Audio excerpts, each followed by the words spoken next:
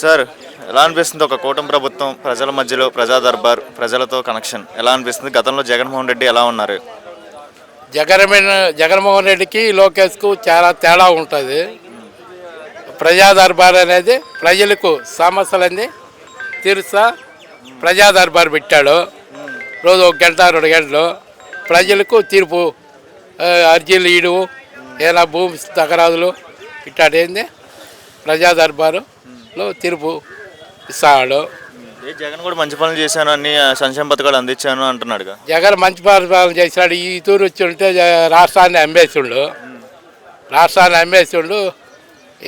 బయట బంగ్లాదేశ్, శ్రీలంక ఆ మాదిరి అయిపోయిండు.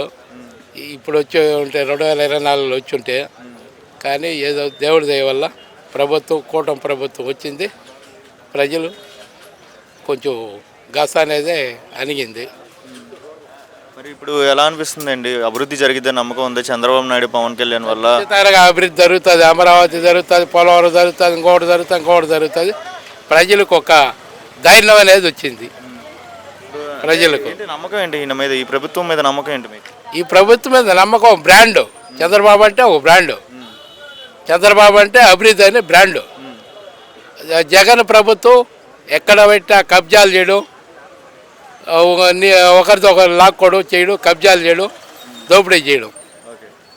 సో మరి మనకి ఇప్పుడు ఇసుక అనేది గతంలో చాలా ఇబ్బందికరంగా ఉండేది, ఇప్పుడు ఉచిత ఇసుక అనేది పెట్టారు. దీని మీద మీ అభిప్రాయం ఏంటి?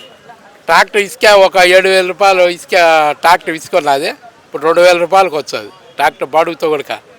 ట్రాక్టర్ ఇసుక 7,000 రూపాయలది 2,000కి వస్తుంది. అప్పుడు ఉపాధి ఎలా ఉండేది, ఇప్పుడు ఉపాధి ఎలా ఉంటుంది?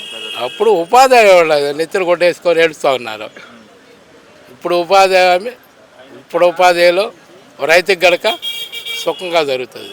మీకైతే నమ్మకం ఉంది ప్రభుత్వం ద్వారా? నమ్మకంగా ఖచ్చితంగా. Okay sir.